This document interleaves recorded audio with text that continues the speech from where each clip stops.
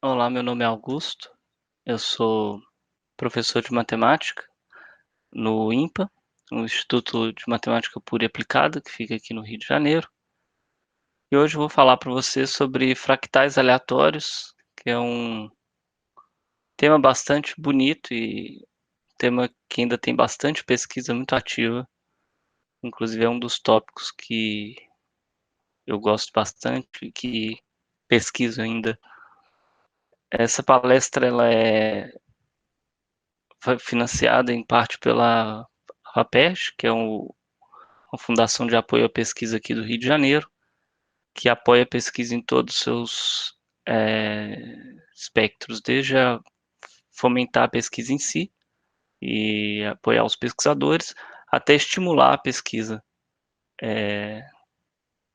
como um caminho para os jovens seguirem.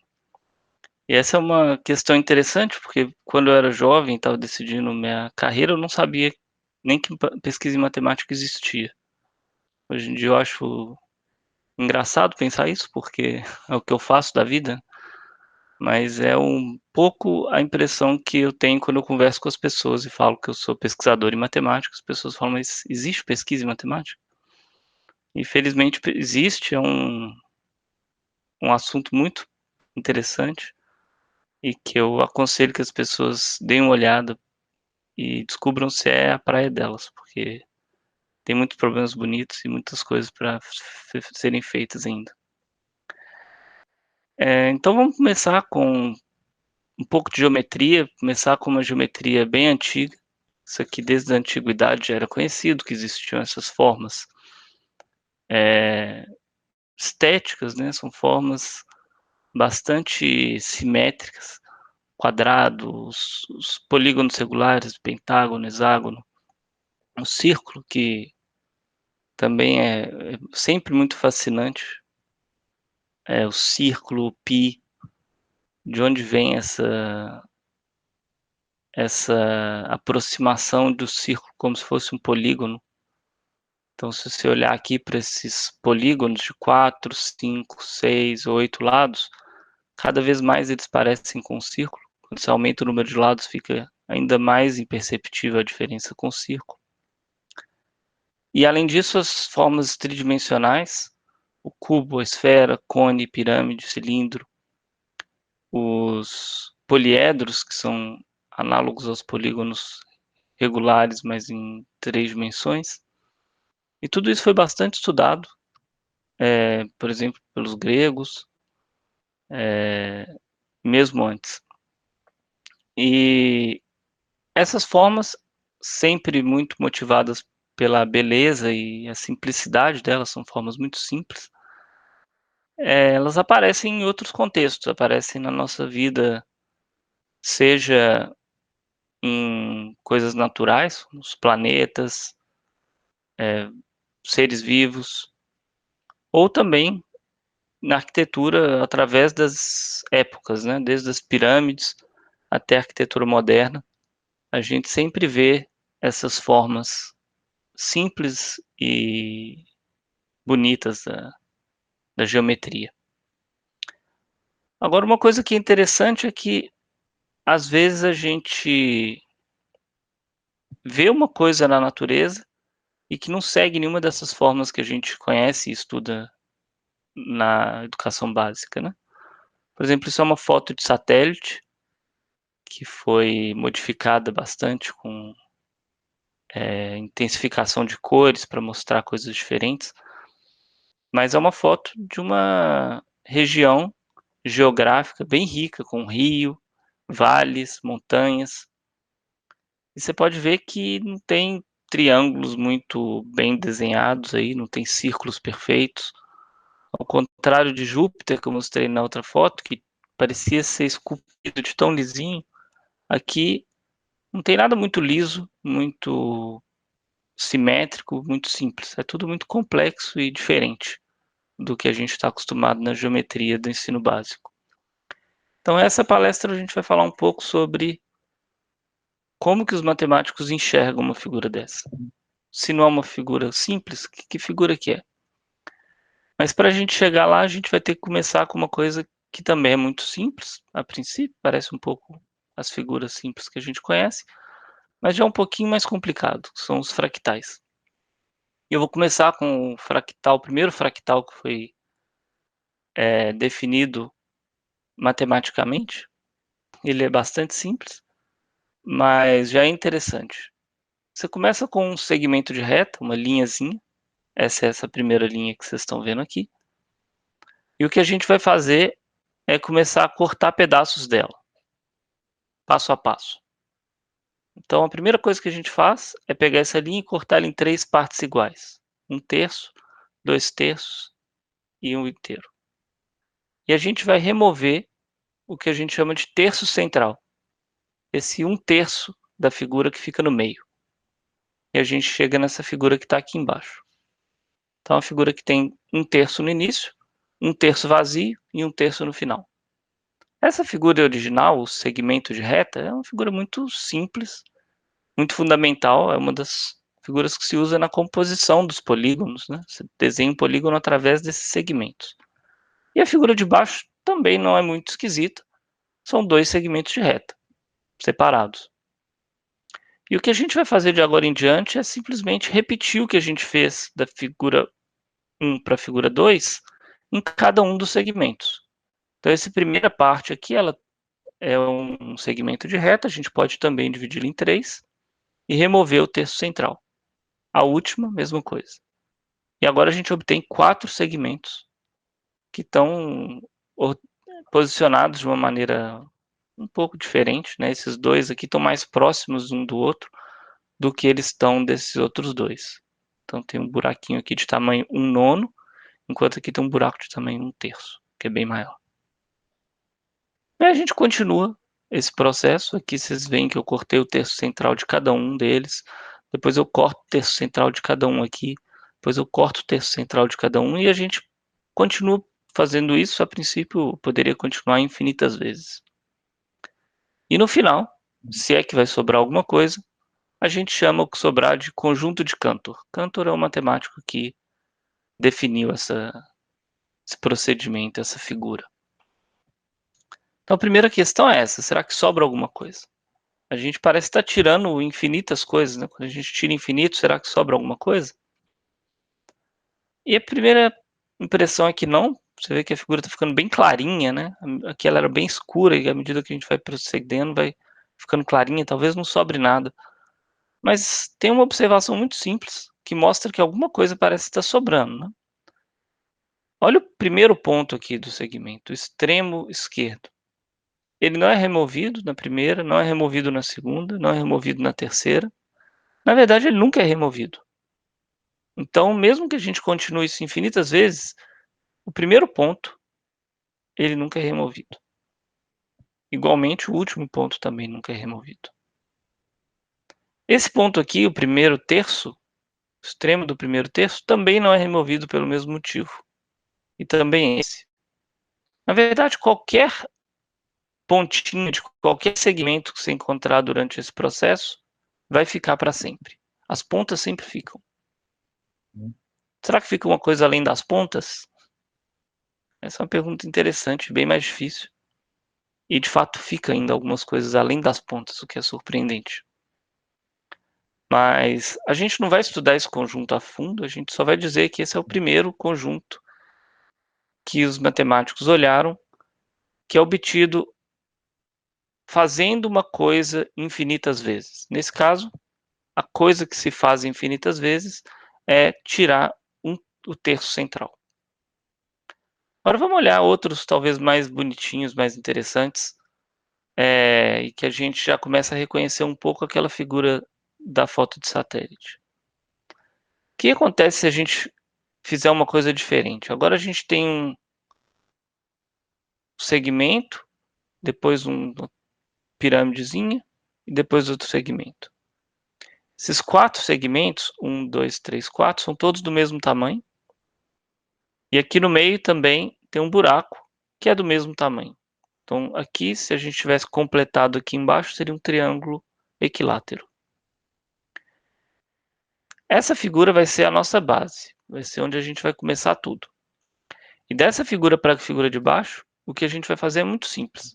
A gente vai pegar cada um dos 4 segmentos que a gente tem e substituí-lo por uma versão pequena dessa figura original.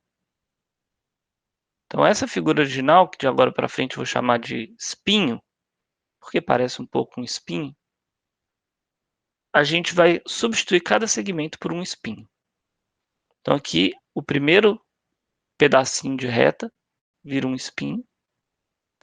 Esse outro pedacinho de reta aqui em cima, que está inclinado, também vai virar um espinho apontando para lá. Depois um espinho descendo, depois um espinho horizontal. Da figura 2 para a figura 3, a gente vai repetir o mesmo procedimento. Você vê que aqui a gente já tem muitos segmentos. A gente tem 4 vezes 4. Então a gente tem 16 segmentos aqui, e cada um deles nós vamos trocar por um espinho. Então vocês veem que aqui agora a figura já está bastante espinhenta. E se a gente seguir daqui para cá, o que a gente fez é exatamente a mesma coisa. Trocar cada um dos segmentos por um espinho.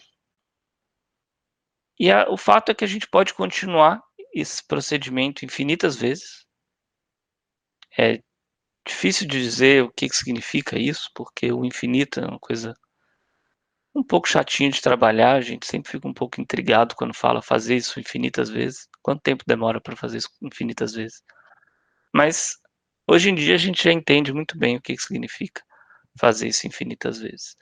E o que você vai obter no final é uma figura que parece com essa aqui, um pouco mais espinhenta, mas que tem algumas características muito interessantes.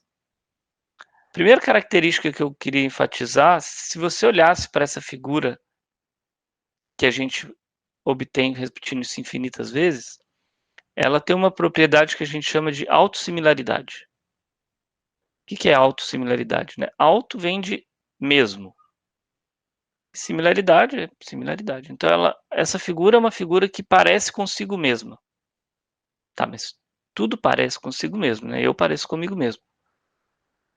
Mas o interessante dessa figura é que pedaços dela parecem com ela própria. Isso que é o mais interessante. Não é tudo que é assim, né? Eu pareço comigo mesmo, mas minha mão não parece com o meu rosto. Ou minha mão não parece com o meu corpo inteiro. Essa figura, essa mãozinha dela aqui parece com ela própria. Vamos fazer um zoom aqui. Esse quadradinho, a gente aumenta e vira esse quadradão aqui. E vocês veem que esse pedaço da figura que vai do cantinho de baixo da direita do quadrado até o cantinho de cima e da esquerda, ela está aqui, ó, indo de baixo até em cima. E ela parece um pouco com uma versão rodada da figura. Mas isso continua? Continua. Se a gente olhar agora para essa caixinha aqui, dentro da caixinha, e der um zoom, agora essa parte aqui parece de novo com uma versão rodada agora noutra direção da figura que a gente começou. Então isso é bastante fascinante. Essas figuras que a gente obtém repetindo um procedimento infinitas vezes, muitas vezes acaba parecendo consigo mesma, sendo autossimilar. Tudo bem, essa figura talvez, com boa vontade, pareça um pouco com algumas das coisas que a gente viu lá na foto de satélite. Vamos voltar para a gente ver. Vocês veem que aqui tem umas partes meio rugosas da foto. Talvez pareça um pouco com aquela figura, com boa vontade. Aqui também tem um outro tipo de rugosidade. O próprio rio aqui no meio é um pouco rugoso, mas não é tão espinhento, digamos. Mas talvez a gente esteja na direção certa. Talvez a gente esteja construindo figuras geométricas que parecem um pouco mais com as figuras que a gente vê na natureza e que não são aquelas figuras clássicas. Então a primeira pergunta, se a gente agora conhece essas figuras fractais e a gente sai na natureza procurando elas, será que a gente pode encontrar?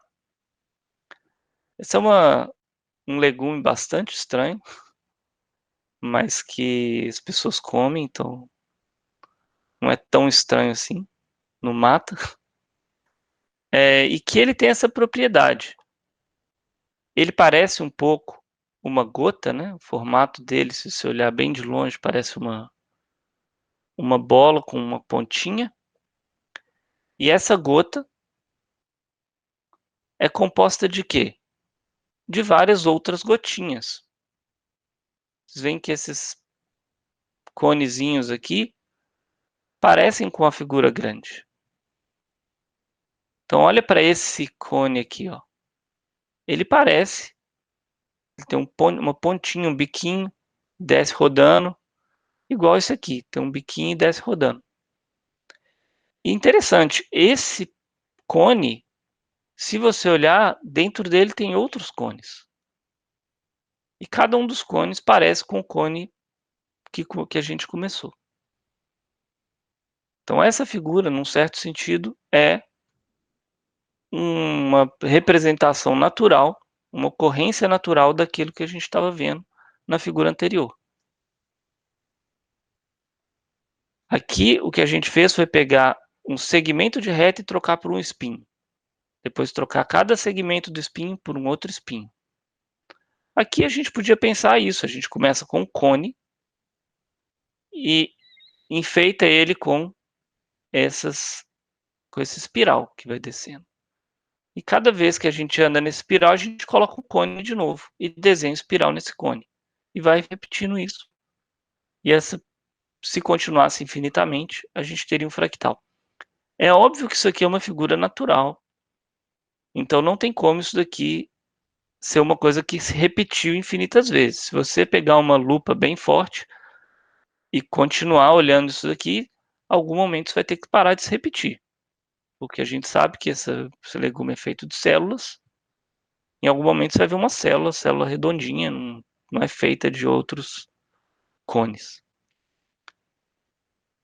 Mas tudo bem, de qualquer forma a gente conseguiu encontrar na natureza algo que espelha aqueles fractais que a gente definiu ou imaginou abstratamente, matematicamente. Não deixa de ser uma coisa parecida com o que aconteceu quando a gente falou de esferas e depois viu um planeta que parecia uma esfera perfeita. A gente definiu fractais e agora viu uma figura que parece um fractal. Agora, esse tipo de figura da natureza, que parece exatamente um fractal, eles são muito raros. Esse é um legume que pouca gente conhece. Existem poucas outras figuras da natureza que são esses fractais perfeitinhos. O que sim acontece muito na natureza são fractais que não são exatamente feitos com a mesma autossimilaridade. Então, imagina que agora a gente não está olhando, não está procurando mais uma figura que quando você olha um pedacinho dela, parece com o todo, que é o que acontece com o fractal. Agora a gente está olhando sim uma figura que, quando você olha um pedacinho, lembra o todo, mas não é exatamente uma cópia rodadinha do todo. Agora, será que a gente consegue encontrar isso na natureza? Vou começar com um exemplo bobo, mas já é interessante, que é um exemplo de uma medição que fizeram. É um aparelho eletrônico que faz uma medição e ele grava ao longo do tempo. Aqui tem 1000 segundos que o aparelho estava fazendo essa medição. Se você olhar para esse pedacinho da medição, que só dura 100 segundos, e der um zoom, você vê uma medição que não é igual à medição que está embaixo. Essa aqui, por exemplo, ela tem um pico aqui, ó. No começo ele tem um pico, depois outro pico, essa aqui não tem. Então não é exatamente a mesma. Quando você olha de perto, não é exatamente a mesma. Mas lembra. Então essa aqui é a ideia. Ela tem mais ou menos o mesmo espírito que a de baixo, apesar de não ser uma cópia. Isso continua. Se você olhar para esse pedaço da medição e der um zoom, agora você está olhando uma medição que acontece em 10 segundos e também não é igual a nenhuma das outras, mas lembra. E agora sim, a gente está começando a ver uma coisa que é muito mais comum na natureza. São figuras que, quando você olha um pedacinho dela, não é igual ao todo, igual aquele legume, mas lembra o todo. Aqui a gente tem um exemplo, uma coisa que a gente chama do movimento browniano. Aqui a gente tem vários movimentos brownianos andando juntos. Vocês talvez nunca tenham visto esse movimento browniano, mas talvez já tenham visto valor da bolsa de valores, né, o valor das ações na bolsa de valores. Eles sobem, descem, tremendo um pouquinho, meio malucos, e muitas vezes parecem isso daqui. Esse movimento browniano, ele demorou para ser entendido matematicamente. Agora a gente entende ele muito bem, assim como a gente entende círculo, triângulos, fractais, a gente entende o movimento browniano. Mas você vê que demorou, foram várias pessoas para conseguir chegar nisso daí. Só para citar algumas, Bernoulli, Laplace, então clássicos da matemática antiga, Brown, que estranhamente é um dos pais da botânica, ele ajudou muito a entender essa figura. Einstein, que todo mundo conhece por causa da teoria da relatividade, também dedicou uma parte da vida a entender esse movimento browniano. Wiener e Donsker, Levi e Thor são pais da probabilidade moderna, que realmente deram forma final a essa figura, entenderam exatamente o que era o movimento browniano. E Black e Scholes, que são dois economistas que ganharam o Prêmio Nobel de Economia estudando como que essas figuras de fato se relacionam com o valor das ações nas bolsas de valores. Então, o que antes parecia uma coisa, vamos voltar, né? Muito abstrata e por que você está fazendo isso? Por que você está fazendo esses espinhos e substituindo e obtendo uma figura autossimilar? De repente você vê que isso não é tão estranho, que pode acontecer na natureza, que na verdade acontece em algumas situações, tipo medições, e na bolsa de valores, em outros casos, na botânica. Foi o que Brown que descobriu esse movimento, estava olhando grãos de pólen no microscópio. E tudo bem, agora a gente volta para a primeira pergunta que a gente fez no início. A gente olha para a natureza e vê essas coisas aí. Você está vendo um triângulo? Não. Você está vendo um quadrado? Não. Você está vendo aquele fractal espinhoso? Também não. Movimento browniano? Também não estou vendo. Então, o que a gente está vendo aqui? Tem alguma hora que a gente pode encontrar alguma figura matemática? Aquelas montanhas, elas parecem bastante rugosas. Será que aquilo ali é um fractal aleatório? Não sei. Será que é uma figura dessas construídas dessa maneira? Provavelmente não, né? Um monte de pedra. Mas quando a gente está jogando videogames, por exemplo, as pessoas precisam desenhar essas montanhas para fazer os ambientes em que a gente joga, né? A gente está jogando um RPG, você quer andar e ver montanhas bonitas. Você não quer olhar uma pirâmide fingindo que é uma montanha, vai ficar horrível. Então, as pessoas que fazem jogos precisam de entender figuras geométricas que pareçam com montanhas. Aqui vocês estão vendo um exemplo de uma montanha que não é de verdade, que é uma montanha sintética, uma montanha que foi feita para um jogo. E ela foi feita como? Com esse procedimento fractal de repetir a mesma operação nos pedacinhos pequenos, mais ou menos igual a gente fez com a figura espinhosa. Você vê que não é exatamente uma montanha totalmente natural, você sente que tem alguma coisa estranha ali, mas engana bem. Depois eles foram lá e colocaram um pouquinho de grama aqui, mas engana bem, parece uma montanha rochosa, mais ou menos natural. Além disso, existem outros contextos naturais onde aparecem essas figuras. Aqui tem uma pedra que vocês talvez nunca tenham visto desse tipo, mas é bastante comum em Minas, de onde vem. E essas formações, elas também são fractais aleatórios. Aqui tem uma figura interessante que tem bastante a ver com raios. Quando um raio cai do céu, as pessoas tentam estudar o que está acontecendo, e um jeito de estudar isso é pegar uma placa de acrílico e colocar uma voltagem tão grande, que em algum momento ela vai estourar. Vai sair uma pá, raio dentro da placa de acrílico.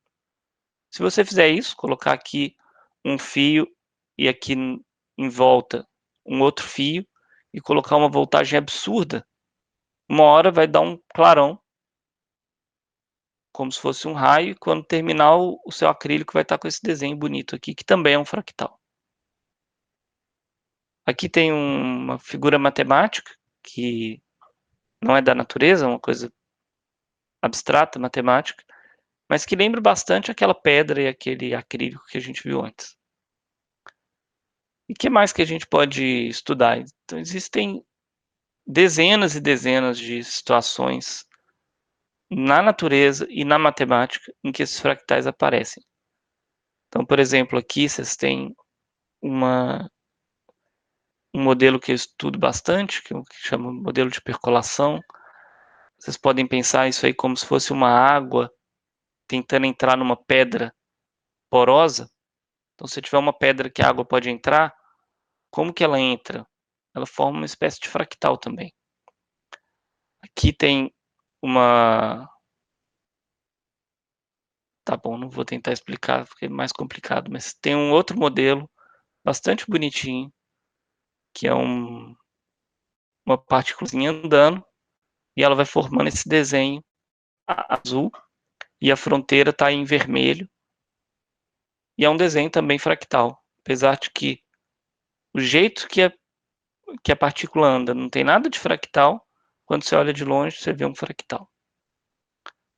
Aqui também é uma árvore fractal, abstrata, matemática, mas que lembra algumas figuras da natureza, principalmente aqueles espécies de fungo que dá em árvore. Tem uns fungos que são desse tipo. E é isso, a gente fez uma pequena excursão sobre figuras da natureza. Os fractais, primeiro as figuras, obviamente, clássicas, um triângulo quadrado. Depois a gente começou a explorar que existem outras figuras para a gente estudar. É óbvio que a gente não estuda no ensino fundamental e no ensino médio, porque elas são mais enroladinhas e ninguém quer aprender mais matemática do que já tem que aprender.